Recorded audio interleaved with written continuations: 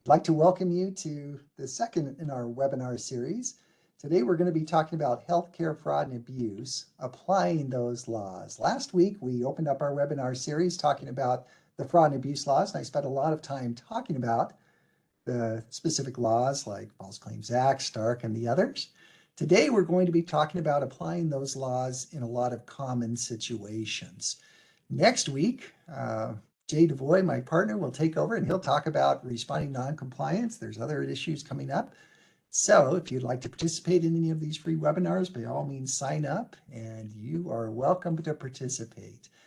You should have received a link to the PowerPoint slides for today. Also, there's a link to a lot of the supplemental resources that we've made available, including some OIG guidance, including their supplemental compliance program guidance for hospitals and also their compliance program guidance for small physician practices.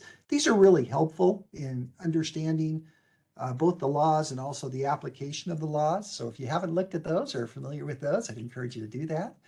There's also a ton of articles that I've written on various compliance related issues that we'll cover today.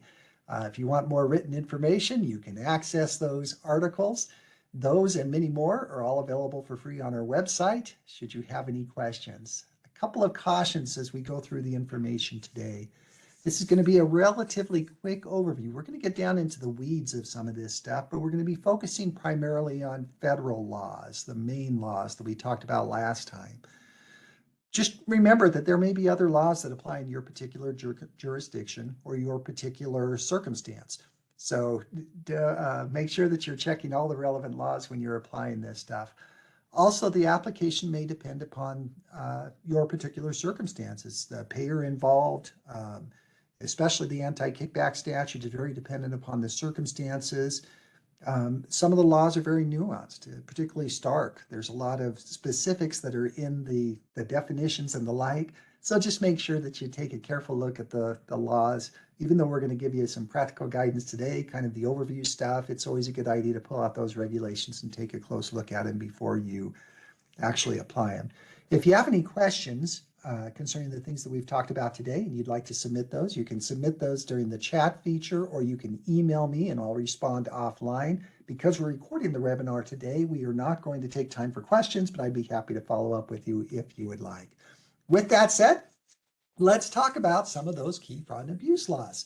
These are the ones we talked about last week, the main ones that we deal with all the time in healthcare, including the Federal False Claims Act, the Anti-Kickback Statute, the Eliminating Kickbacks in Referral Statute, or ECRA, which is kind of a new player on this scene, and I want to make sure you're aware of it.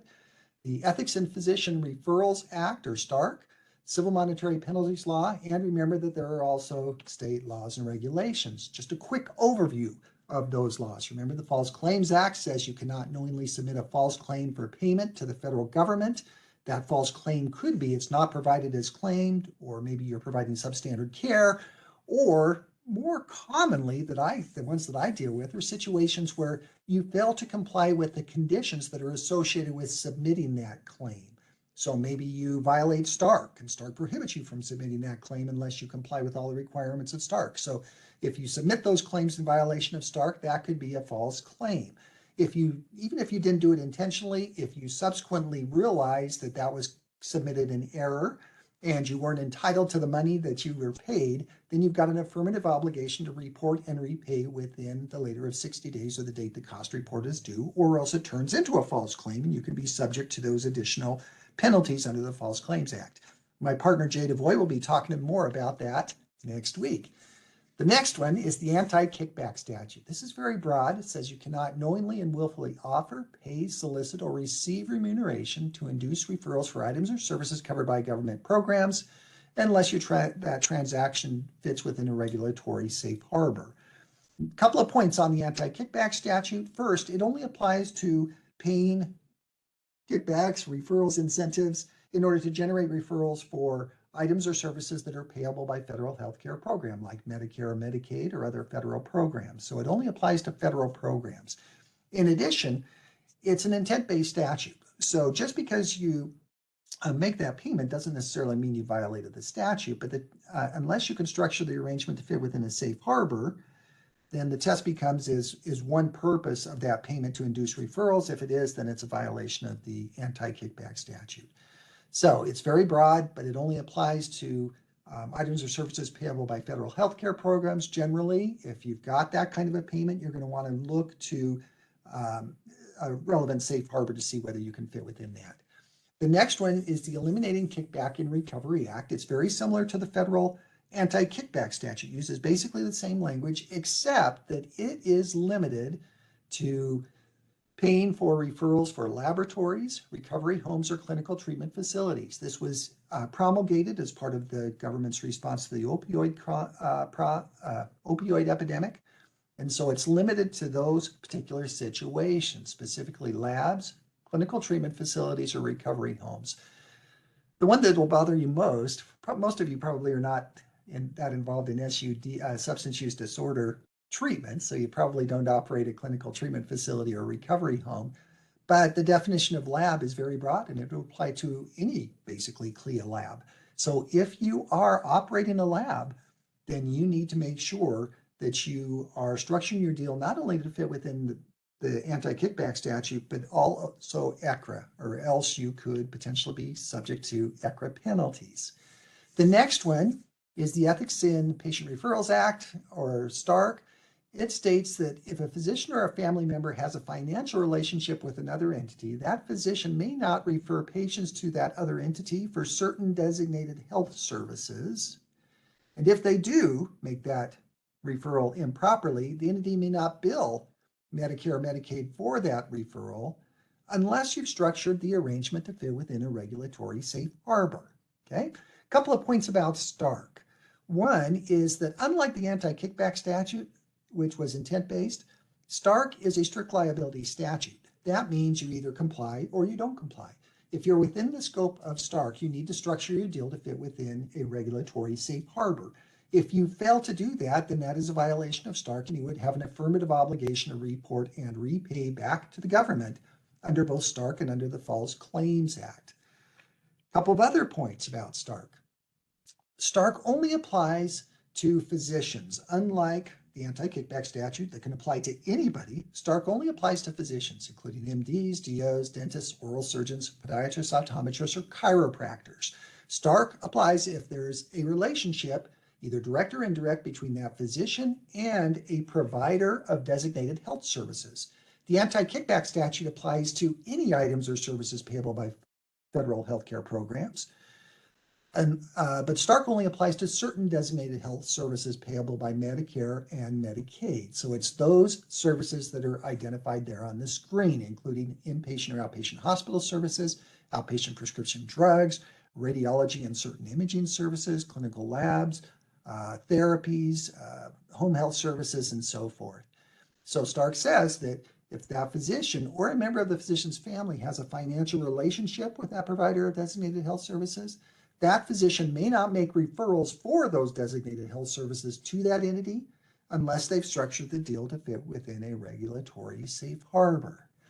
All right, then there is also the Civil Monetary Penalties Law. For purposes of today, the only one I'm really concerned about, well, there's two, but the one I'm most concerned about, it prohibits offering remuneration to Medicare or Medicaid beneficiaries if you know or should know that it's likely to influence such beneficiary to order or receive services from a particular provider or supplier. So they want to make sure that these Medicare beneficiaries only get the stuff they need, that they don't go out and purchase or acquire services or items that they really don't need just because you're offering some kind of inducement to them. The Civil Monetary Penalties Law also has a separate provision which says that a hospital or critical access hospital cannot knowingly make a payment directly or indirectly to a physician as an inducement to reduce or limit medically necessary services provided to Medicare or Medicaid beneficiaries who are under the direct care of the physician. This is the situation that when the government switched to the prospective payment system, the DRG system, where hospitals were paid not based on the actual services that were performed, but based on the diagnostic code, they were concerned that the hospitals would have an incentive to reduce the amount of care that's actually provided, and therefore they might enter into agreements with physicians to reduce that care, and therefore the Civil Monetary Penalties Law was enacted to address those types of situations. So unless you can fit within one of the regulatory exceptions or a safe harbor, then you generally can't violate this. In addition to those federal statutes, those are the ones we're going to talk about today, remember that your state may also have similar statutes, including your own False Claims Act, anti-kickback statutes, mini Stark laws, fee splitting prohibitions, or the like. Those could subject you to a range of penalties. Remember that when it comes to the federal laws we're talking about, most of them, with the exception of ECRA, most of them apply to only government payers. In contrast, state laws may or may not just limit it to public payers. Some states, their laws extend to also private payers also. So make sure that you're aware of the laws in your particular state. All right, with that background, let's talk about applying some of those laws to some of the common situations with referral sources, which could include patients or other referring providers. Patients are referral sources because they can refer themselves to you. As a general rule, you're usually going to be safer if you come up with some arrangement with your patients if there's no federal programs involved, no federal items or services that are provided, you're not dealing with federal program beneficiaries, including Medicare and Medicaid beneficiaries. That's because the anti-kickback statute and Stark and the civil monetary penalties law only apply to arrangements that involve referrals for items or services covered by federal healthcare programs. So when you're dealing with private pay, at least under the federal statutes, you're generally safer than you would be if you were dealing with, if you're dealing with public payers, than you would be if you were dealing with private payers. But that's a general rule. You have to be aware of, for example, carve-out programs. Those are situations where maybe you want to pay an inducement to referring providers or to patients, but you realize that there's federal limits under the anti-kickback statute or the civil monetary penalty law, so you're not going to pay those inducements for federal business, but you will pay them for private business. The government has said, the OIG in an advisory opinion said, well, be careful in those situations, because if you've got a referral source that's sending you both government business and private business, and you're paying them for the private business, and that person's also probably going to send you their public pay business too. And therefore, that payment for private pay is really to induce referrals for public beneficiaries also. And therefore, it could potentially violate the anti-kickback statute. So just realize that these carve-out programs are not necessarily protected. Just be careful about that. Also remember, as I mentioned, state laws may apply to private pay situations, including federal, in addition to federal programs. And remember ECRA, a new anti-kickback statute that applies to labs and certain other services. That applies to government and private payers. So if you set up some kind of a remuneration scheme and it involves any kind of labs, even though it's not involving federal payers, you still got to be concerned about ECRA. All right, with that said, let's talk about some of the common situations with patients. These are situations, you see all over all over around, right? It may be a situation where you want to offer some kind of a gift to your patients, like a gift basket, a gift card, basket of products for new mothers. You give them if they come in, they get a chance to earn a new PlayStation or something like that. You might have a refer a friend incentive that you're providing in order to get more business. You may be offering some kind of free screening exam or service in order to generate work from patients. You might offer free equipment, supplies, or drugs to your patients in order to get them to come to you to receive their services. Maybe offering free meals or lodging, free transportation, some kind of reward or incentive that's structured so that you comply. If they comply with their treatment regimen, then they get some kind of a benefit.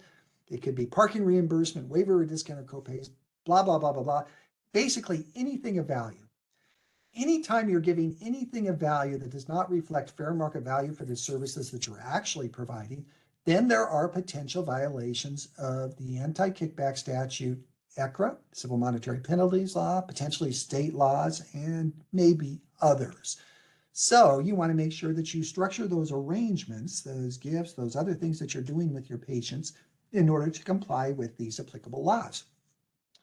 As I mentioned, generally you're safer if you're dealing with non-government payers, but when you're dealing with government payers or government beneficiaries, government patients, then you may generally offer those free or discounted items to the government payers if the remuneration is not likely to influence the patient to order or receive items or services payable by the government healthcare program. That's the standard under the civil monetary penalties law and effectively the kind of the de facto standard under the anti-kickback statute. So if it's not going to generate referrals, then who cares, right? On the other hand, if it is going to generate referrals, then you need to be a bit careful. You need to be looking for an appropriate safe harbor. The civil monetary penalties law has a series of safe harbors, although they don't call them that. They really call them exceptions to the definition of remuneration. The anti-kickback statute has its own set of safe harbors. The civil monetary penalties law incorporates all of those anti-kickback safe harbors. So if you comply with an anti-kickback safe harbor, you're also safe under the civil monetary penalties law. The reverse does not necessarily hold true.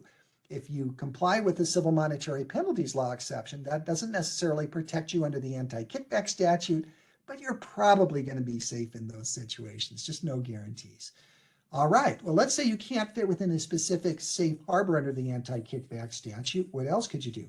Well, the government has said that you can offer free or discounted items to government patients if the item or service is of low value. And the OIG has specifically said that means that each item or service is less than $15 and the aggregate of the total number of these gifts that you might give to the patient during the year is less than $75 per patient per year. So you can give a single gift of $15 up to multiple gifts of each less than $15 up to a total of no more than $75 per patient per year. If you do that, you're going to be fined under the civil monetary penalties law. This has not been extended directly to the anti-kickback statute, but the OIG has indicated that it would not challenge gifts of nominal value. Since the OIG is the one who enforces both the civil monetary penalties law and the anti-kickback statute, you're probably pretty safe if you stick to that $15/$70 per patient per year limit. The government has also said you may generally offer free or discounted items to government patients if there is demonstrated financial need. When they talk about demonstrated financial need, they're talking about either a good faith determination that the beneficiary has financial need and they can't pay, they need the help, or after reasonable collection efforts have failed. In order to get the benefit of this exception under the civil monetary penalties law, you can't offer this as part of an advertisement or solicitation. You don't use this as a marketing gimmick. This is an individualized determination of financial need. This patient really needs this. You're not using this as some kind of a gimmick or an advertisement or across the board type offer in order to generate business. In addition, that in order to fit within that exception, it can't be tied to the provision of other federal business. So we'll give you a break as long as you're going to get other business from us and use it as a loss leader. And there has to be a reasonable connection between the item or service that you're providing and the medical care of the beneficiary. So if you can fit within that, you're going to satisfy the exception under the civil monetary penalties law. The anti-kickback statute doesn't have a direct corollary, but you're probably going to be okay under the anti-kickback statute if you can show this a good faith determination of financial need and you otherwise satisfy these requirements. The civil monetary penalties law also has a general exception that applies that you can offer free or discounted items to government patients if that item promotes access to items or services that are payable by the Medicare or Medicaid and does not interfere with clinical decision making, it does not increase the cost of federal programs or beneficiaries, or does not raise patient care concerns. That's a legitimate benefit that it promotes this access to the care. That access to the care is going to benefit the patient and ultimately reduce cost of the Medicare or Medicaid program. Then they say you can do this. We haven't got a whole lot of guidance concerning what this means. It's kind of a gray area. And so there's always a bit of risk in applying this because there are kind of these subjective standards on whether or not it would apply. But nevertheless, that's a potential exception for you. If you can establish those criteria or feel good about it, you'll probably be okay, at least under the civil monetary penalties law. There is no similar anti-kickback safe harbor, but if you can satisfy those civil monetary penalty law standards, you're probably going to be okay under the anti-kickback statute. There's a couple of other exceptions under the civil monetary penalties law that allows you to provide free or discounted items that promote delivery of preventative care, but this is very narrow. It's not just anything you might want to do. It's either prenatal or postnatal well baby visits or certain preventative services that are listed in the government's Guide to Clinical Preventative Services. So it's not just every preventative service that you're out there. It has to be limited to those. But even in those situations, those other preventative services that don't satisfy this particular exception may satisfy that exception we just talked about if it promotes access to items or services payable by Medicare and Medicaid. All right, so that's kind of a general rule of kind of providing these freebies or these gifts to your patients. What about if you want to do some kind of community service where you're offering free tests or screening exams as a way to not only provide a benefit to the community, but also reach out and potentially impact new or get new patients? Well, in that case, are you offering something of benefit in order to induce referrals? Probably are. In that situation, you've got to be concerned about the anti-kickback statute, civil monetary penalties law. If it is involving labs, then you also got to be concerned about ECRA. Now, the OIG, at least under the civil monetary penalties law and the anti-kickback statute, has approved certain types of free screening services, including one specifically in an OIG advisory opinion. They approved a program for a hospital that was offering free blood pressure checks, where it satisfies certain conditions. It was not conditioned on the use of any items or services from any particular provider. The patient was not directed to any particular provider afterwards. The patient was not offered any kind of special discounts on follow-up services. And if the test shows that there's an abnormal result, the visitor was advised to see his or her own healthcare professional. So it wasn't a situation where they came in like maybe for free glucose monitoring, and if they're high or something, you say, okay, let me take you over here to my nephrologist or something like that. Instead, they offered it, they provided the information, but it wasn't tied to any continuing services. So even though we don't have a particular safe harbor, if you structure your arrangement to kind of track those factors that are identified in the OIG advisory opinion, you're probably going to be safe. But again, no guarantees. The government did indicate that you could provide these free screenings through some kind of independent foundation, so not you as a healthcare provider yourself, but just be careful in those situations that you're not just doing that as a subterfuge. Well, what about free transportation programs? Maybe you want to go out and send around your van to pick up patients and bring them to your particular clinic. Well, is that of value? Yes. Is it to Medicare or Medicaid beneficiaries? If it is, then you've got to be concerned about the anti-kickback statute and also the civil monetary penalties law. But the anti-kickback statute contains a safe harbor for transportation programs. There's one that applies to a local transportation program. There's another one that applies to if you have a shuttle that just goes around on a set schedule. Each of those have specific requirements. So if you want to do any kind of these transportation programs, you'd ought to open the anti-kickback statute, look at the specific requirements, and make sure you structure those to fit within those the regulatory safe harbors. Again, it doesn't mean that you have to, because the anti-kickback statute is an intent-based statute, but the test will be is if you don't fit within the safe harbor, is one purpose of this transportation program to generate referrals for you or generate business for you? That's kind of a hard standard to defend against, so you'll probably want to structure your arrangement to fit within this safe harbor. What about waiving or discounting copays or deductibles? That's something that comes up all the time at your practices or at the hospital, right? Well, what's the big deal about that? Why does the government even care about that? Or for that matter, why do private payers care about that? After all, that's money that comes to your pocket. It doesn't go to them. What do they care if you waive that? That's just coming out of your pocket. Well, the problem is if you're doing that, it takes away the disincentive for the physician or for the patient to get those services, and therefore it may skew their clinical decision making. So patients may theoretically order or obtain more services than they otherwise need when they don't have any skin in the game, when they don't have to make any kind of a co-payment or meet any kind of a deductible. And therefore, the government under the civil monetary penalties law specifically says that offering remuneration, it provides to or prohibits offering remuneration in order to induce those referrals. They specifically define remuneration to include waiving or discounting copays or deductibles. But the exception says that you may waive or discount government copays or deductibles if It's made on a good faith determination that the beneficiary is in financial need or unable to collect, or you're unable to collect after reasonable collection efforts. It's not offered as part of an advertisement or solicitation, and it's not offered routinely, right? Back to that kind of individualized determination of financial need. If there's a true need out there for waiving discounts or discounting copays or deductibles, then you're okay if you satisfy that. The government is going to want to make sure that you document the relevant factors, that you really don't use this across the board as a marketing scheme or a way to generate business. Instead, you would document that there is this individualized determination of financial need by looking at such things as the local cost of living, the patient's income, assets, and expenses, the patient's family size, scope, and extent of the bills, etc. And they've suggested in some of the documentation that they've issued, the guidance, particularly for hospitals, that you periodically review that evaluation because the patient's situation has changed.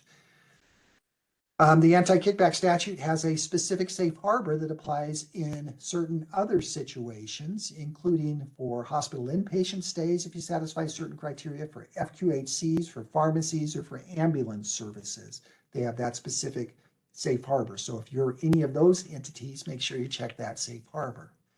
Well, that's the rules concerning waiving or discounting copays or deductibles for government programs. What about for private payers? Again, private payers have that same kind of concern, right? They don't want you out there waiving those copays because then they're insured. It takes away their disincentive to get the care. They may order more care, and so it costs the insurance company more money. That's why in your insurance contracts, when you sign up to do the managed care or sign up with those insurance contracts, those payers require you to collect those copays or deductibles. And if you're doing insurance-only billing, then you're likely violating the private payer contracts. It may also violate state laws, including state anti-kickback statutes to the extent they apply to private payers. Certainly may violate insurance fraud statutes, unfair competition, or other types of statutes. So you've got to be really aware of that. The patient or the private payer may sue you for breach of contract, unjust enrichment, any number of theories out there. Now, those payers may not complain if you write it off after the patient really isn't able to pay. You've had failed collection efforts. You can't get blood from a turnip. They're probably not going to be too concerned about those situations. But if you've got this regular practice out there of waiving copays or deductibles, then you got to be careful because you're probably violating your contracts and they could come against you for those violations. If there's a question, you might want to check your payer contract or contact your private payers concerning their guidance concerning those situations. Well, what about if you're not just going to write off the copay, but you're just going to write off the whole bill, right? So you're not billing any insurance payer. Well, in that situation, the payers probably like that, right? They don't care too much about that because they don't have to pay anything, as long as you're not using it as a loss leader to induce referrals for other services that are payable by private payers or government payers. So you're going to want to document a legitimate purpose for writing off that entire bill to show that it's not just to get used as a loss leader to get this other business. Things like the patient's unable to properly, or you're unable to properly bill the patient. Maybe it's the service wasn't medically necessary or was substandard care. You don't have the necessary documentation or the like, so you can't bill. So obviously there's nothing wrong with writing off that bill in that situation. Maybe you're writing off the bill to resolve some kind of legitimate dispute with the patient. That's okay too. You would just want to document that. Maybe there's financial need or unsuccessful collection efforts. We've already talked about that. And certainly, again, you can't get blood from a turnip, and it's okay to go ahead and write off the entire bill in that situation. When it comes to hospitals, the OIG has published some guidance concerning those situations where you're writing off all or part of a bill.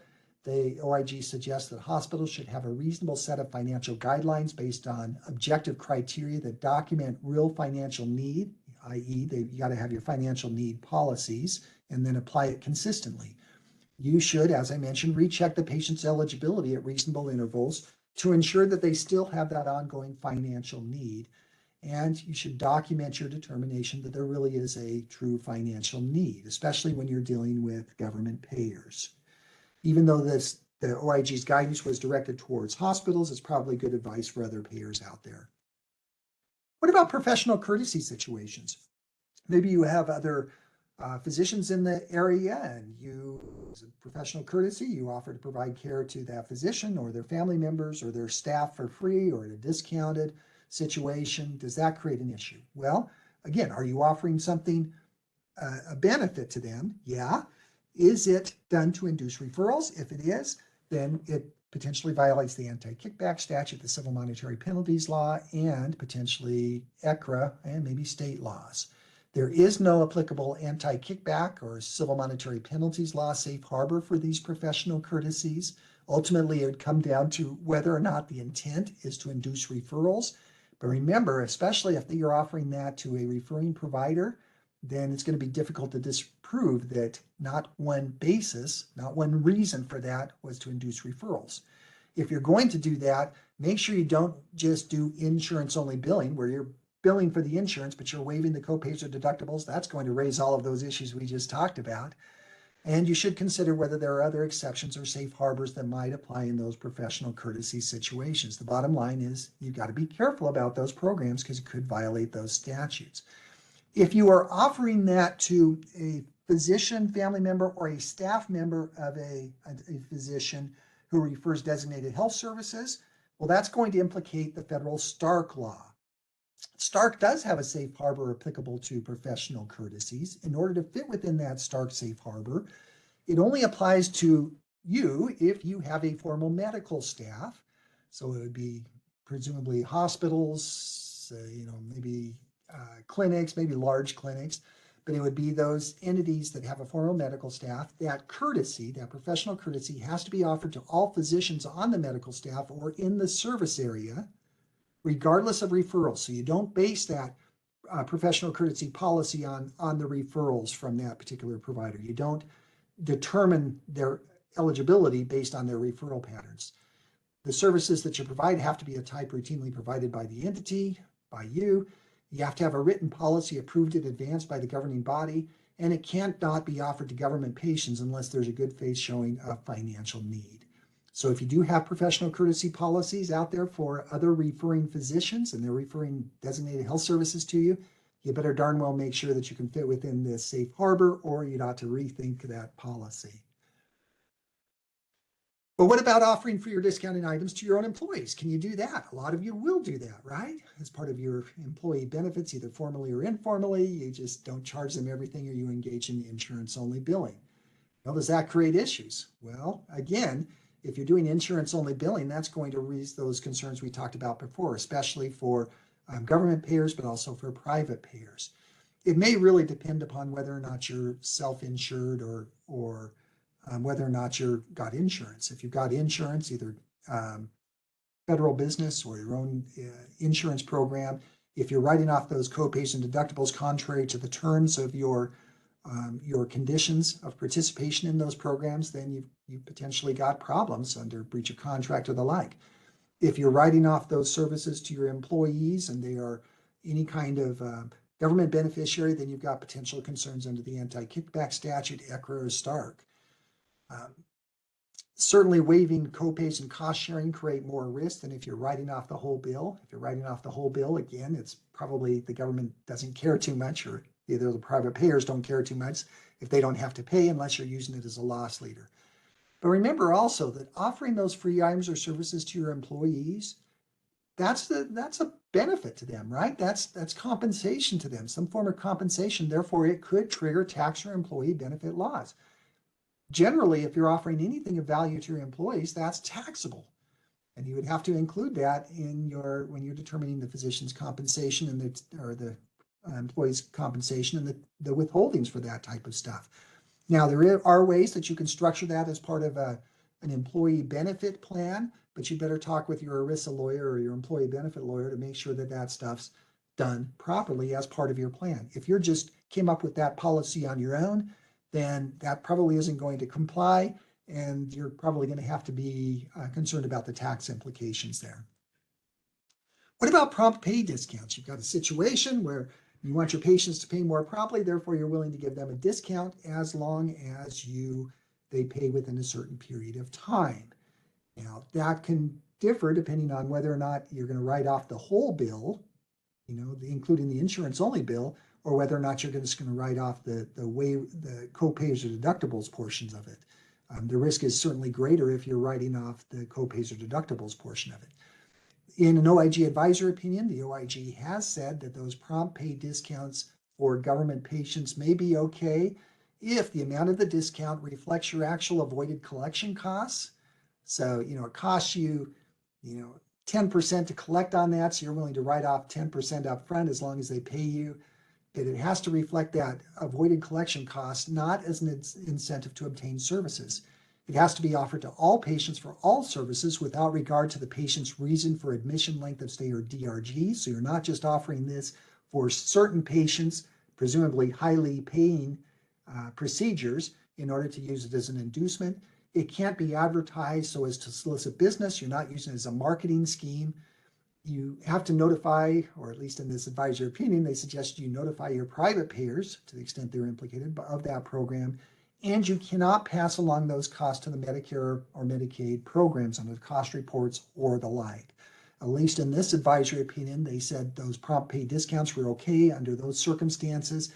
Again, those advisory opinions are only binding on the parties to them, but if you structure it consistent with the advisory opinion, an existing advisory opinion, you're probably going to be okay. Well, what about private payers? Well, again, generally you may not discount copays or deductibles without violating your insurance contract. The insurance contract probably doesn't say that, yeah, you can collect copays or deductibles, but you can discount those for prompt pay. It probably doesn't say that. So if you are doing that in violation of the contract, they could come after you for breach of contract or the like. In addition, if you have a regular practice of doing that, it may adversely affect your usual and customary charges and the payer's reimbursement under the contract to the extent you're paid based on usual and customary charges. The payers, if you've got a general policy for that, the payers may try to claim the benefit of that.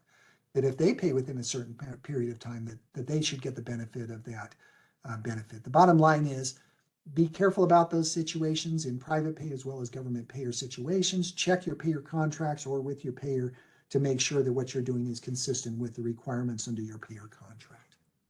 But what about self-pay patients? We're talking about situations here where we're not talking about co-pays or deductibles. We're talking about truly self-pay patients where the patients don't have any insurance. They're not government beneficiaries. They are truly self-pay patients. In those situations, can you offer those self-pay patients a discount? I've talked to a lot of clinics or other people, and they'll say, no, we've got to charge everybody the same rate. And that is not the case in most states. In most states, providers may charge different amounts to different patients or different payers. You're not required to charge all patients the same amount. And you do it all the time, right? You negotiate different rates with different payers all the time. And a patient is just kind of a different type of payer, right? So in general, in most states, yeah, you can negotiate different rates for even self-pay patients, including self-pay discounts. Ultimately, it's a matter of contract between you and the payer or the patient.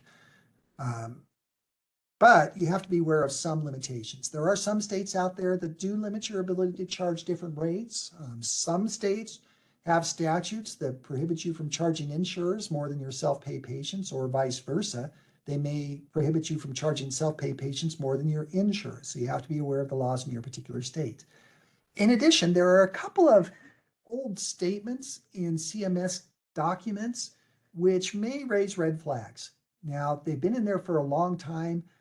For example, in the provider reimbursement manual, it states, or at least used to state, I haven't checked for a few months on this, that the charge structure should be applied uniformly. And I've heard some people say that that could apply in these particular circumstances for self-pay patients. So if you are submitting to the government a cost report, then you're supposed to charge all the patients the same amount, at least possibly.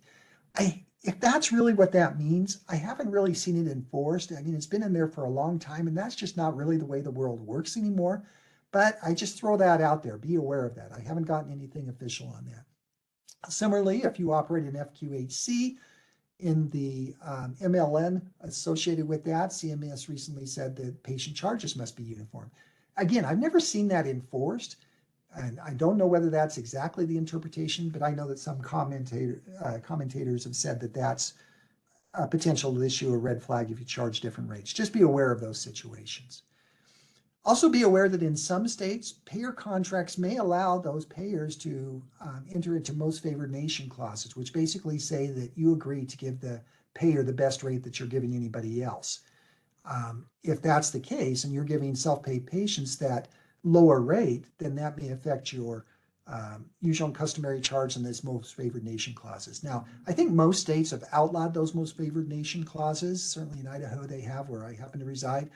But just be aware of that particular issue. Also be aware of the Medicare substantially in excess rule. This rule says that Medicare may exclude a provider who charges Medicare substantially in excess of the provider's usual charges. So the amount that you can charge Medicare is the lower of either the Medicare rate or your usual charges. And if you charge Medicare substantially in excess, then you can be excluded. The test of determining whether or not you're charging substantially in excess, at least according to the most recent guidance we've got on that, is whether the provider charges more than half of its non-Medicare or Medicaid patients a rate that is lower than the rate it charges to Medicare. Now, you may think that's never a problem for us, right? Because you never charge your self-pay patients or the majority of your patients less than the Medicare rates. Medicare rates are usually kind of rock bottom.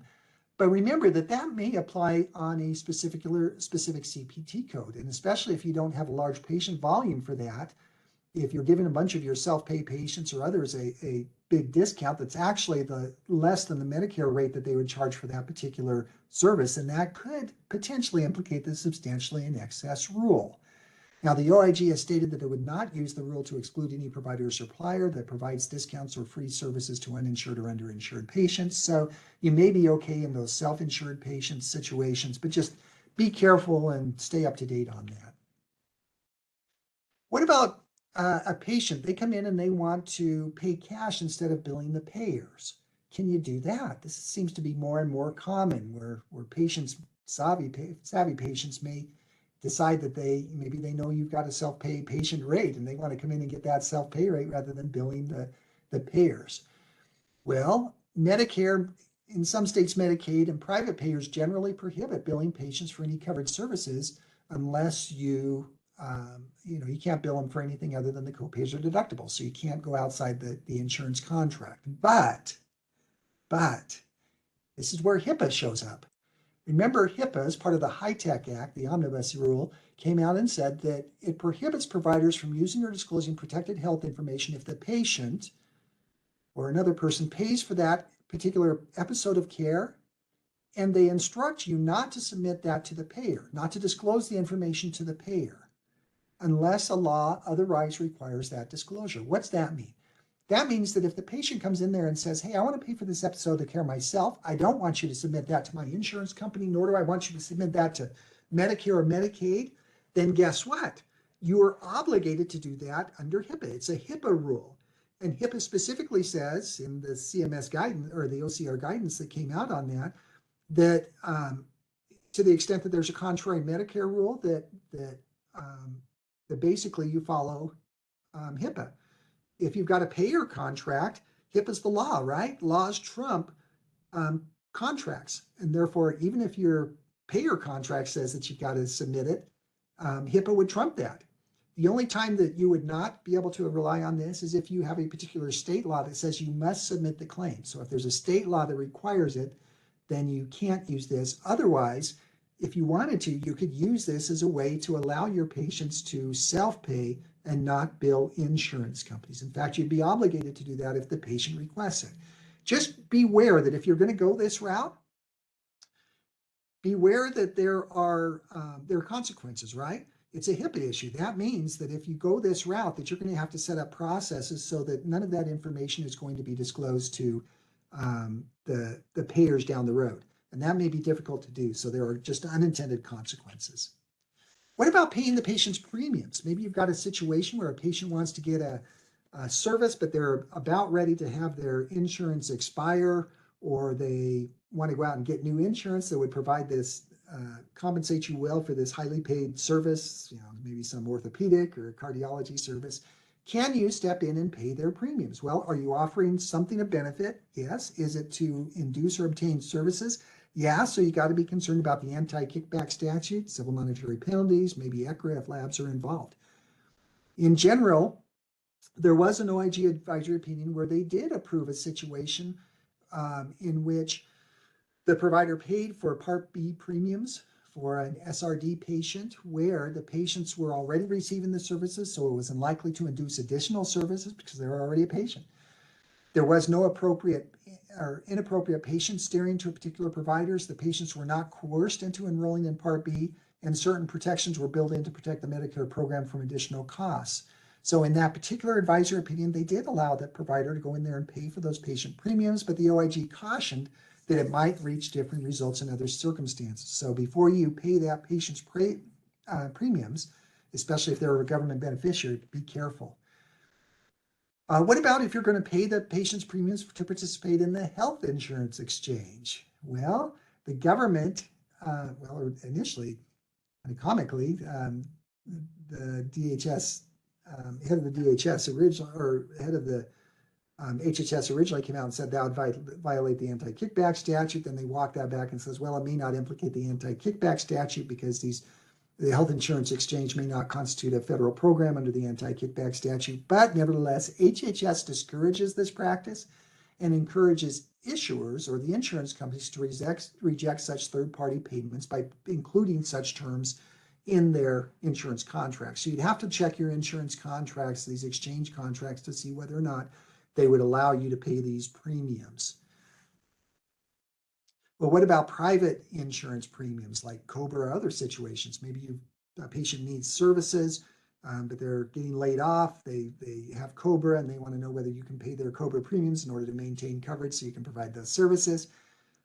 It probably, if it's purely private pay, it probably does not implicate the anti-kickback statute or civil monetary penalties law unless it's tied to or induces referrals for government programs, but it may implicate state laws, so make sure that you're aware of that. Interestingly enough, COBRA regulations actually contemplate or account for situations where the COBRA premiums are paid by third parties, so at least under COBRA it may be okay. Bottom line, you may have to check your payer contracts. All right, that is a quick summary of some of the most common issues I see with relationships with patients. Let's talk about some of the relationships with referring providers. These can be any number of situations: employment contracts, services agreements, ownership interests in another entity, group compensation structures, leases, whatever. Anytime you've got anything of value with referring providers, you've got to be concerned about Stark. If it's a physician, and they're going to make referrals for designated health services, anti-kickback statute, civil monetary penalties, ECRA, if it's involving labs or treatment facilities or recovery homes, or your own state laws. Again, you got to make sure that your arrangements with these referring providers are structured to fit within the applicable laws.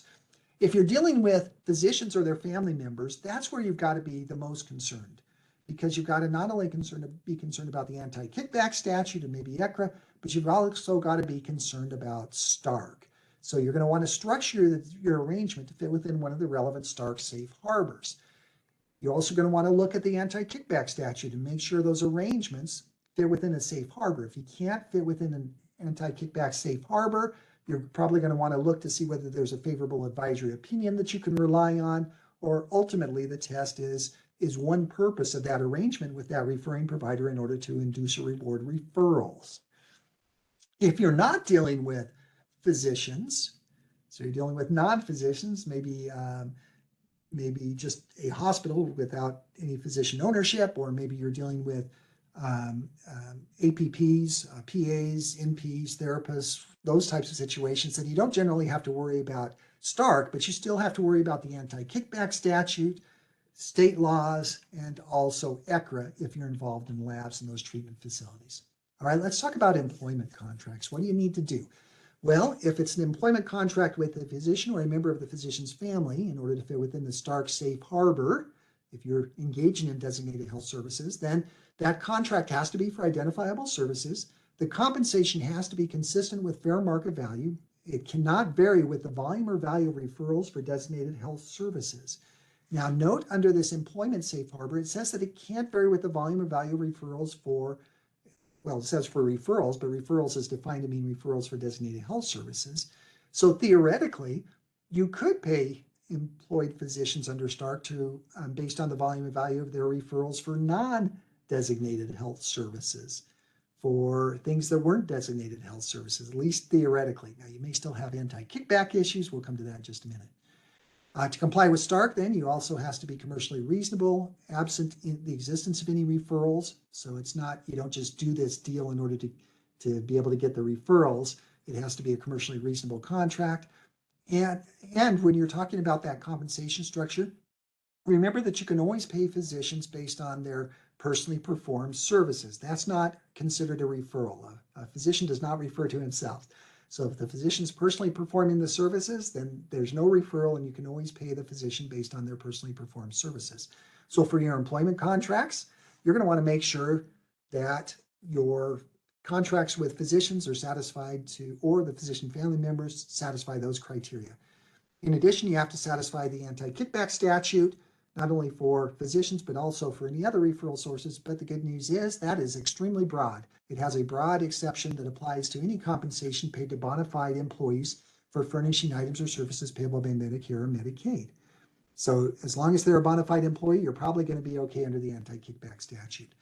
There is an OIG letter that was issued back in 1992 that raises some concerns, and they suggest that that safe harbor, the anti-kickback statute, safe harbor may not apply to excess payments above fair market value, because that may actually be paid to generate referrals than actually for the furnishing of services. I think that's probably pretty much been rejected by subsequent cases. In fact, I did an article on that, but just beware that it's out there. If you are paying employees and you're engaging in lab services, you also got to be concerned about ECRA. ECRA does have a safe harbor that applies to bona fide employment contracts, but for that bona fide employment, the compensation cannot vary by the number of individuals referred to the lab, the treatment facility, the number of tests or procedures performed, or the amount billed or received from a healthcare benefit from an individual referred to the lab. So even though the anti-kickback statute would probably allow you to pay your employees based on referrals, ECRA does not if you're paying them based on referrals to the lab or those other covered services. So beware of ECRA if you're operating labs. Well, let's move now from employees to independent contractors. So we're not talking about W-2 employees. We're now talking about W-9 independent contractors. These are non-employees. These could be persons providing services under a professional services agreement as a non-employee, call coverage arrangements, medical directorships, agreements for management services. And it's not only other providers, but it could also be marketing or consulting firms that are out there that if you're paying them for referrals or to generate referrals, that could potentially implicate the anti-kickback statute, or any other situation in which a provider contracts with or pays a non-employee for services and the contractor refers or generates business for the provider. In those situations, you got to be concerned about the anti-kickback statute. And if you're dealing with Stark and family members, got to be concerned about Stark. So for physicians and family members, your contracts with these independent contractors, they have to be in writing, signed by the parties, and covering the identifiable services that are provided per that contract. Under the employment contract, it generally doesn't require that the contract be in writing unless you're going to require directed referrals. But for independent contracts, you've got to have a signed writing. The compensation formula has to be set in advance, consistent with fair market value, and it cannot take into account the volume or value of services of referrals or other business generated. So remember I said under the Stark employment safe harbor, it only applies to referrals, can't take into account the volume of value of referrals for DHS. For independent contractors, it can't take into account the volume of value of referrals for DHS or other business, including other non-DHS that you would generate. So it's broader than the employment exception. The arrangement is commercially reasonable even if there are no referrals. Now, there's a couple of different actually under Stark, a couple of different potential exceptions that might apply, including the fair market value exception and the personal services exception. Both of those have basically the same requirements. They also have a provision in there that if you terminate within 1 year, that you can't enter into a new contract. But in the most recent Stark amendments, they do appear to allow you to amend the compensation terms within that 1 year period. So just be aware of that. That's a change. So for Stark, for physicians and family members, you got to comply with Stark. You also got to comply with the anti-kickback statute. For non-physicians, you still got to comply with the anti-kickback statute. That requires a writing signed by the parties. You have to have a term of not less than 1 year. Now you can terminate within that 1 year period. You just can't enter into a new contract within that 1 year period. The compensation methodology has to be set in advance, so no retroactive payments, both under Stark and the anti-kickback statute. For independent contractors, you've got to set the compensation in advance. Prospectively, you can't go back and pay them retroactively. It has to be consistent with fair market value, can't take into account the volume of value of referrals for other business or for federal program business, and the aggregate services cannot be more than reasonably necessary to accomplish a commercially reasonable purpose. Okay, so got to make sure your independent contractor arrangements satisfy those. Also, if you're dealing with labs, got to be concerned about ECRA. ECRA for independent contractors gives you two options. Either you can satisfy the anti-kickback safe harbor and you're deemed to satisfy the safe harbor for ECRA, or there's another situation under ECRA. You just, for independent contractors, you've got to make sure that the compensation does not vary by the number of individuals, etc. The same rules that would apply to employees. Now, under Stark, they actually have a new safe harbor that took effect in 2021.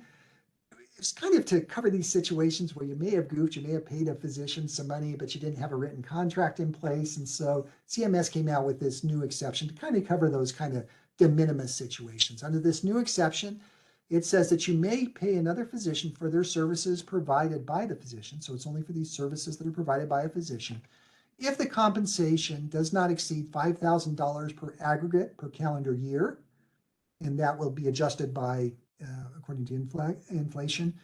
It cannot take into account the volume or value of referrals or other business generated by the physician. It cannot exceed fair market value. The arrangement has to be commercially reasonable, even if there are no referrals. So you're not doing this just as a way to funnel money. If the compensation is for the use of space or lease, then you got to satisfy certain other criteria. But this is a new exception, pretty broad, that applies to situations where you may pay a physician, but you don't have some kind of formal written contract. As long as that compensation that you're paying doesn't exceed $5,000 per year, and it's not based on the volume of value of referrals and doesn't exceed fair market value, you're okay. You don't have to jump through all those formalities that you might otherwise have. Just a note about requiring referrals. Stark, to some of your surprise, Stark actually allows you to require your employees to make referrals to you, subject to certain requirements. It allows you, if you contract with as an employee or an independent contractor with a physician, you can actually require that provider to make referrals to you, subject to certain limitations. As amended in 2021, this directed referral requirement says you can do that as long as that referral requirement is set out in writing, signed by the parties. That means if you now, under the employment safe harbor under Stark, it did not require a written agreement. But if you want to direct referrals, you're going to have a written agreement. The compensation has to be set prospectively for the duration of the agreement. Again, under the Stark employment exception, it didn't require that the compensation be set in advance, so you could pay employees retroactively or change it retroactively. But if you're going to require them to make referrals to you, then you've got to make sure their compensation is set prospectively. The compensation has to satisfy all the other requirements of a safe harbor, such as fair market value, not based on the volume of value referrals. Importantly, though, those referrals, if you're going to require referrals, the referrals have to relate solely to the physician's services under the contract, and they have to be necessary to effectuate a legitimate purpose of the arrangement. So if you're requiring, for example, a non-call physician to make referrals, if they're providing services in the ER, they have to refer all their imaging studies and things like that over to the ER for the services that they're performing in the ER, but you couldn't also require them to make referrals when they're not providing those services on call in their own practice. So it has to be limited to the scope of the stuff they're doing to you. And that referral requirement cannot apply if the patient prefers to go to a different provider, the insurer determines the provider, or the physician determines in the patient that those referrals are not in the patient's best medical interests. You cannot condition the number, that referral requirement on the number or value of referrals. So you can't say you must refer at least X number of patients or Y dollars to the hospital or other entity, but you may require a certain percentage of referrals. So you may say that you must refer at least 80% of your referrals to the hospital or these people within the network. So just So just a key there that if you do want to require those referrals, you need to make sure those appear in your written contracts and they comply with these requirements. All right, let's talk about group practice. And by the way, it looks like we're bumping up against an hour. I knew we'd go over in this time. For those of you who want to stay on, feel free. For those of you who need to drop off, no problem. I'm going to go ahead and continue because this will be recorded and you can catch up later. Let's talk about group practice compensation arrangements. When you are a physician or a provider and you're making referrals to others within the group or ordering services that are performed by others within the group, that constitutes a referral under Stark and the anti-kickback statute. And therefore, you need to make sure that your arrangement with that group or for those referrals are structured to fit within a relevant regulation or safe harbor or otherwise comply. For owners of the group, so if you're an owner of a group and your compensation comes through your ownership interest, there's a couple of Stark exceptions. One is rural providers. That's the broadest. I'll talk more about that in a little bit. More commonly, however, are the physician services and in-office ancillary services exceptions. Those are the exceptions under Stark that allow you to make referrals to others in the group for these ancillary services, for therapy, for imaging studies, those other types of things like that. But in order to get the benefit of this physician services or in-office ancillary services exception, if you are more than a solo practitioner, you must qualify as a group practice. So the rural provider the physician services and in-office ancillary services exception only apply if you qualify as a group practice under Stark. We're going to talk about that more in just a minute. Now, if you're paying your employed or contracted physicians within the group, not as owners, but as employees or contractors, you could structure your arrangement to fit within the employee safe harbor, the contractor safe harbor. You could also pay them under the physician services or in-office ancillary services exceptions, so long as you fit within the group practice safe harbor. So you've got those options. I'll talk more about that in just a minute. In addition to Stark, you also have to be worried about the group practice issues even for non-physicians under the anti-kickback statute. The anti-kickback statute has a safe harbor that applies to compensation through group practices, but it only applies to equity interests held by licensed providers who practice in the group. In order to get the benefit, the equity has to be in the group itself, not in some subdivision of the group.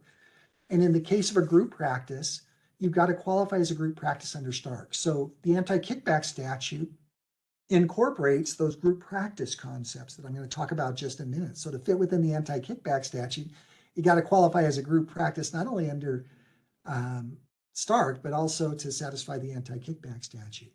You've got to be functioning as a unified business with centralized decision-making, pooling of expenses and revenues, and no satellite offices operating as a separate profit center.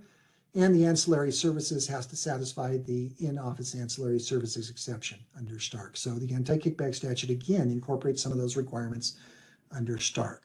The bottom line here is that if you are a group practice, you need to make sure that you're functioning as a group practice under Stark if you are engaging in any of the designated health services.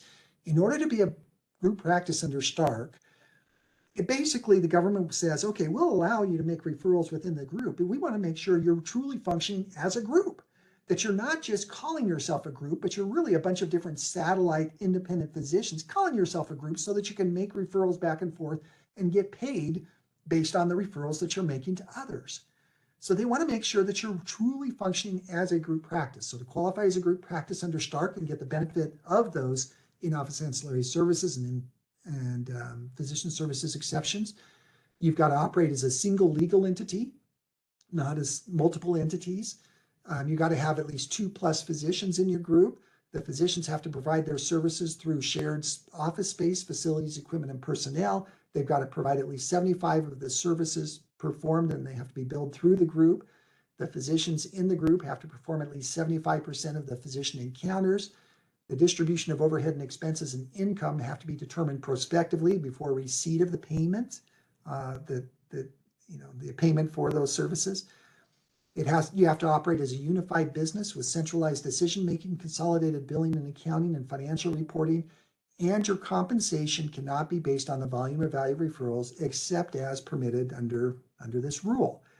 So if you're operating as a group practice, you need to make sure that you're satisfied. You need to crack 42 CFR 401.352 and look at it and make sure that you're complying.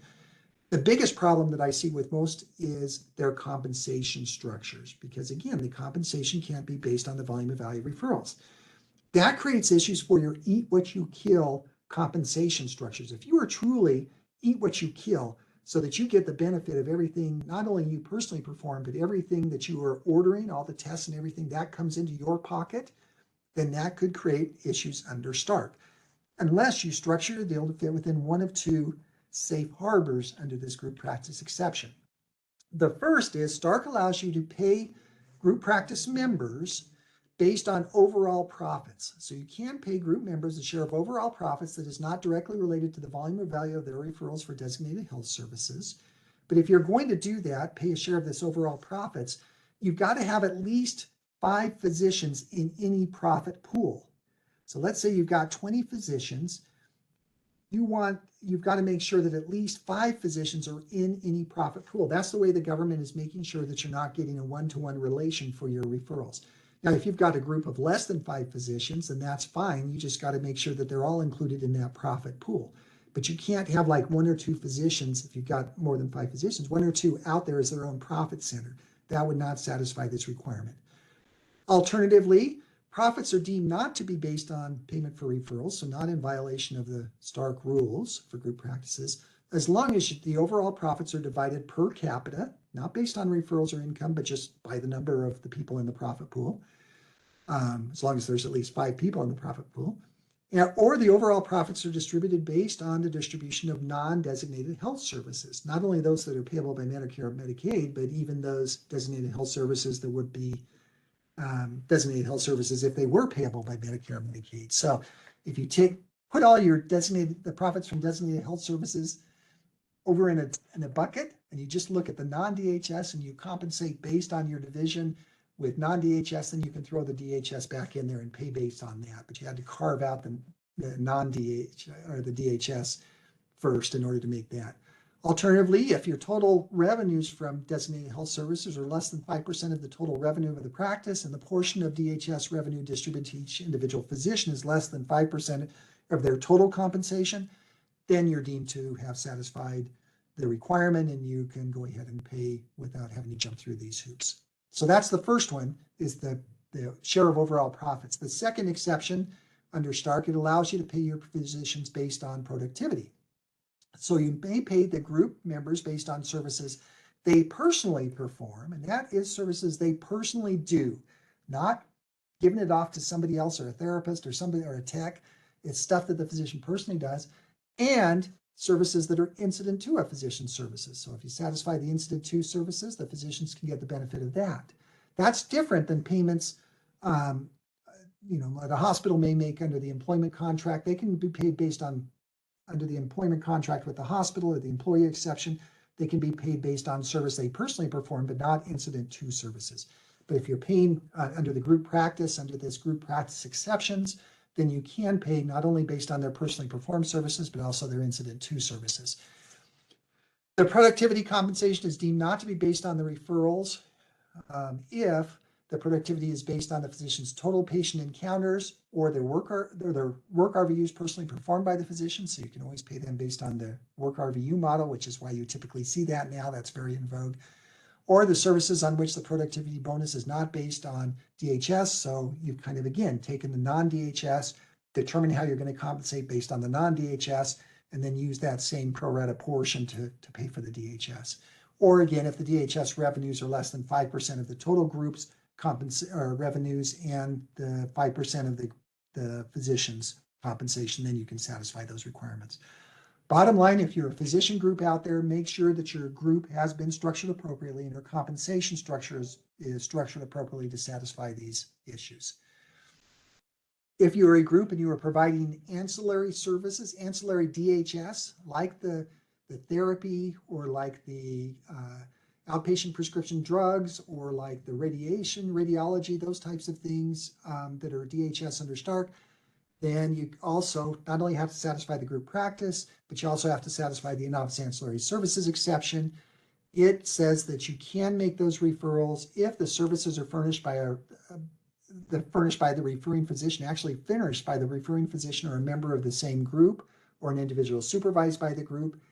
Just beware there that if you're using independent contractors in order to provide those services or provide that supervision, you've got to contract directly with that independent contractor, the physician, not through some other group to provide those services for you. You got to contract with the individual, and that contracted provider has to provide those services in the group's facilities, not some other place, which can create problems if you're, for example, contracting with a radiologist to read, unless you can fit within some other exceptions. The services have to be performed in the same building as the group normally provides its services, or in a centralized building that's owned or leased full-time by the group. Those are specific definitions under Stark. And the services have to essentially be billed by the performing or supervising physician or by the group, not in some other entity. Generally, there's some exceptions for wholly owned entities and billing services, but make sure that you're complying with that. If you are providing MRIs, CTs, and PETs, then in addition to satisfying those other requirements, you've got to provide written notice to your patients that they can get those services at other entities within your community. So you've got to be providing those notices in order to satisfy that in-office ancillary services exception. All right, let's talk about leases of space or equipment. So if you want to lease services or lease space or equipment to or from a referring provider or referring physician's family member, in order to fit within the Stark safe harbor for leases, you've got to have a written agreement signed by the parties. It has to specify space, equipment, etc. It has to be a term for at least 1 year, but you can modify the contract. You can amend the compensation terms within the year based on that new Stark rule. Plus, you can terminate within the year. You just can't enter into a new agreement within that year. There has to be a legitimate need. You're not contracting to get more space or equipment than you really need, or for more use than you really need as a way to get referrals. The one that probably causes you most problems is the space that you're leasing has to be used exclusively by the lessee during the time that they lease it.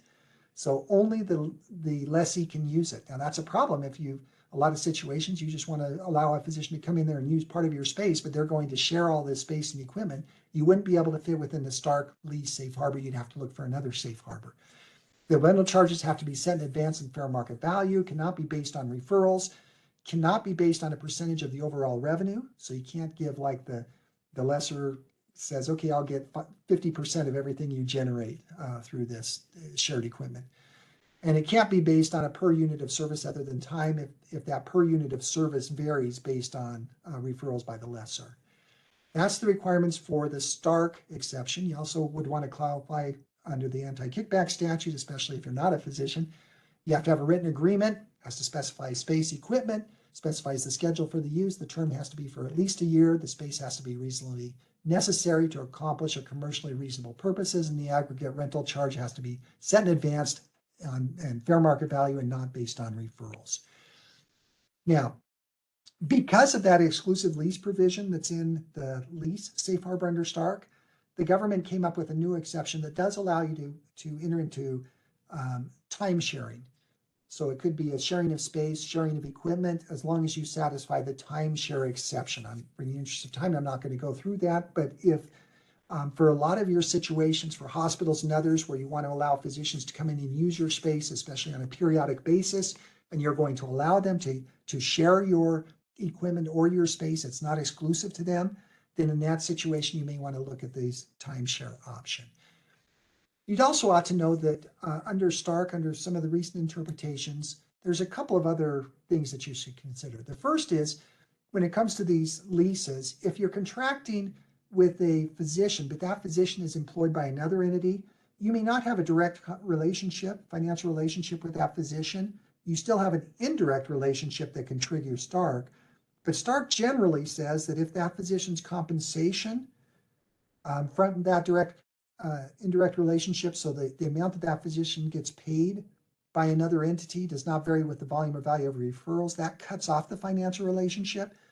And so that may save you when it comes to these Stark compliance for these leases. So for example, if you are a hospital, you contract with another hospital to have a specialist come down to your particular facility, that if that physician, that specialist who comes down to your facility, if their compensation from their employer doesn't vary with the volume or value of their referrals to you, then you wouldn't need to worry about Stark for that financial relationship. That lease with that hospital would not need to satisfy Stark. It would still need to satisfy the anti-kickback statute, but you would be out of Stark.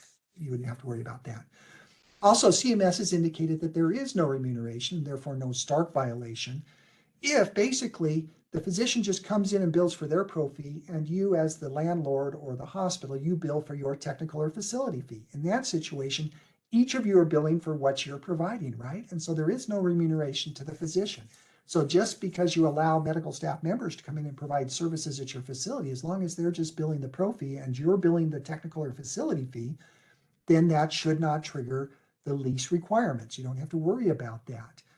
But you have to be careful about situations if the physician is coming in and billing as if they're billing from their own clinic. If they're billing a site of service, that indicates that they have the overhead, that they're billing from their own clinic or their own office space, then they are getting the benefit. They're getting increased reimbursement for stuff that you're providing. And they're getting the benefit of that. That creates a financial relationship under Stark. And so it would trigger Stark, and you'd have to structure the deal to make sure that you fit within another safe harbor. Just be aware of that. All right. I wanted to mention too, let's say we've been talking about this stuff for more than you wanted, and you've decided that, oh, wait a minute, we've got a problem with a particular situation. Maybe a physician hasn't paid us everything they owe us under a lease, or we overpaid a physician under a services contract. Well, that would be a Stark violation, but in 2021, CMS came up with a new safe harbor. Actually, it's not a safe harbor, but a new provision in Stark that allows you to reconcile these payments during the period of the arrangement up to 90 days after the period of the arrangement. You've got this grace period in order to reconcile those payments. As long as you reconcile those payments so that everything does balance out and you paid no more than you were required and no less than you were required, as long as you've reconciled that by 90 days after the term of the arrangement, then you're deemed not to have violated Stark. On the other hand, if you don't do those reconciliations by the end of the 90-day period, then that is a Stark violation, and you would have to do the report and repayment. Let's talk about ownership interest. These are situations in which maybe you as a physician, you've got a separate imaging center, or you've got an ASC, or you've got a separate therapy clinic, or you want to invest in a lab, or those types of situations. Stark and the anti-kickback statute and ECRA, if it's a lab, could apply to your referrals to this other entity in which you have an ownership relationship. You've got a financial relationship with that other entity, making those referrals to the extent that you're, if you're paid based on those referrals, or anyway, that if you're making those referrals to that entity with which you've got a financial relationship, then you've got to be concerned about Stark or the anti-kickback statute. So what are your options there? Well, one option is you simply don't make any referrals. If you don't make any referrals for federal program business, or under ECRA, don't make any referrals for labs, then it's really not much of an issue, right? On the other hand, if you do want to make referrals over there, you need to structure your deal to fit within an appropriate safe harbor. If the other entity you have an ownership interest in is a group practice, then you can structure it as a group practice. If you are a physician and you have an investment and an ownership interest in an entity in a rural area, meaning that it furnishes at least 75% of the designated health services that that entity provides are furnished to residents in a outside a metropolitan statistical area. That's what a rural area is outside a metropolitan statistical area. Then Stark says that's fine. You can have an ownership interest in this rural entity and you can make referrals over there. There's a Stark safe harbor for that. There's a Stark safe harbor that allows physicians to make referrals to if they've got an ownership interest in a complete hospital that they own, but it has to be the whole hospital, not part of it. And there are limits on establishing new hospitals. There's also a situation where you can make referrals over to another entity as long as you've got an indirect ownership relationship, as long as there is no your compensation. If you've got a compensation relationship, the compensation does not vary with the volume or value of referrals.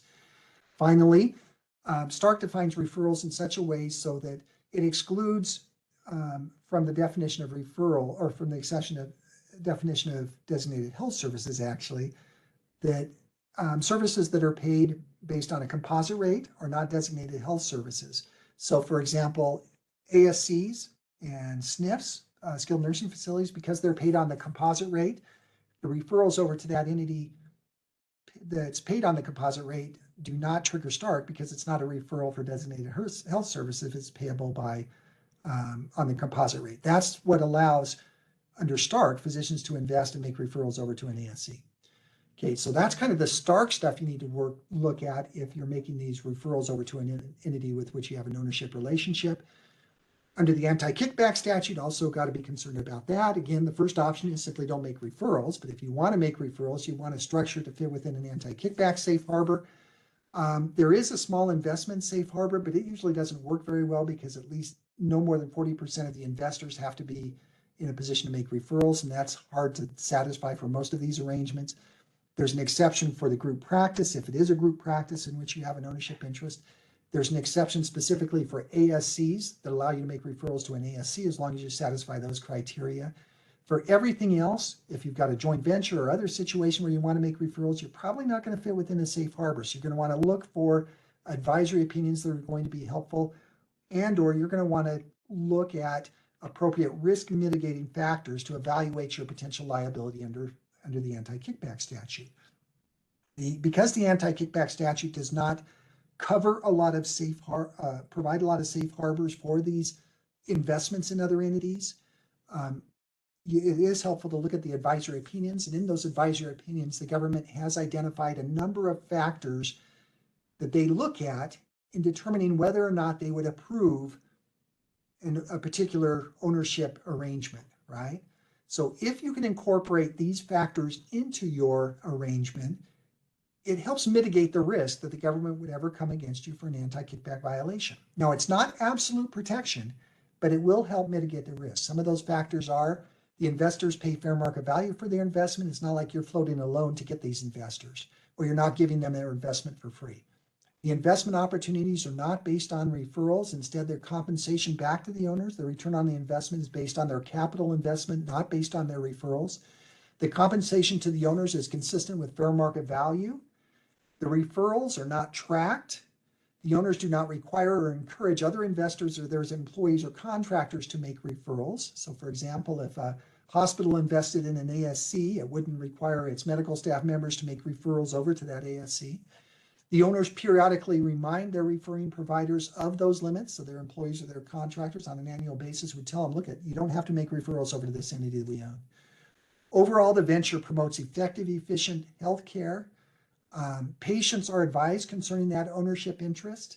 So if you are going to send them over to another facility in which you have an ownership interest, you advise the patients, hey, I own this. You can go someplace else. You can go anywhere you want to, but just so you know. And the overall arrangement generally poses a low risk. Now, these are factors that are helpful, but they're not going to absolutely protect you. The bottom line is you'd want to look at the advisory opinions or consider getting an advisory opinion yourself, but just evaluate that in your risk.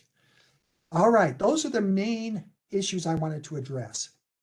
There are a bunch of other Stark safe harbors and anti-kickback safe harbors that, depending on your situation, you should look to see whether or not you fit with them. There's a general safe harbor for fair market value compensation, for indirect compensation arrangements, for isolated transactions, including settlements of bona fide disputes.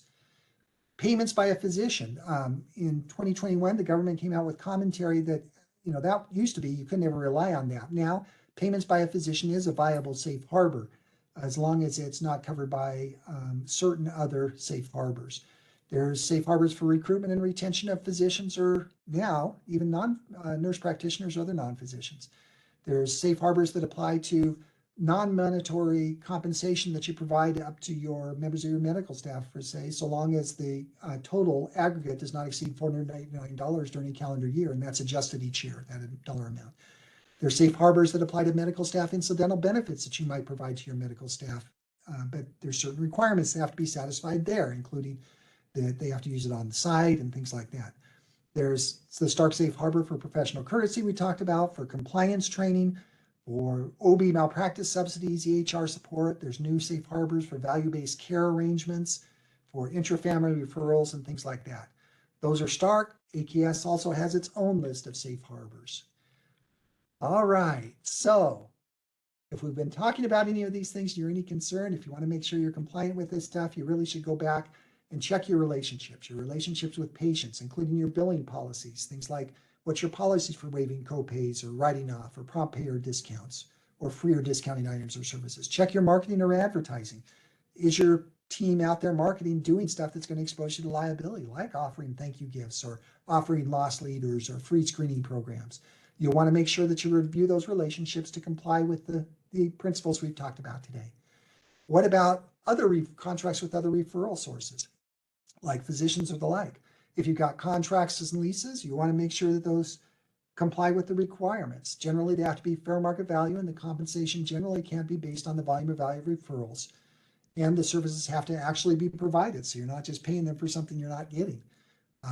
Check your referral sources for visiting specialists. Do you have appropriate leases in place, or are leases required? Are there contracts in place?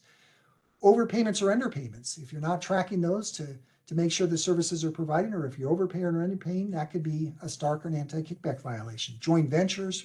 If you're offering any kind of practice support, like free IT out there to referring providers or things like that, that can implicate it. Professional courtesy policies or any other relationship that you have with referral sources where you're providing anything of value, whether it's money, whether it's services, whether it's discounts, whether it's investment opportunities. If you're giving anything of value to potential referral sources, you got to be concerned about these things. Now, if we've talked about these and you think that you may have a problem, tune in next week or in a couple of weeks, and Jay will talk about how you respond to those non-compliance issues. If you need more help, the government has very helpful websites on compliance issues, including a whole list of compliance guidance, including those supplemental compliance programs that I've given you. We've also got a ton of stuff on our website that's available for free. We've got other webinar recordings that are available for you. So hopefully this has been helpful. Again, I apologize for going a little bit long, but we had a lot to cover. If you have any questions, feel free to shoot me an email or use the chat feature and I'll get a report and I can respond offline. Otherwise, thanks for your participation and good luck out there.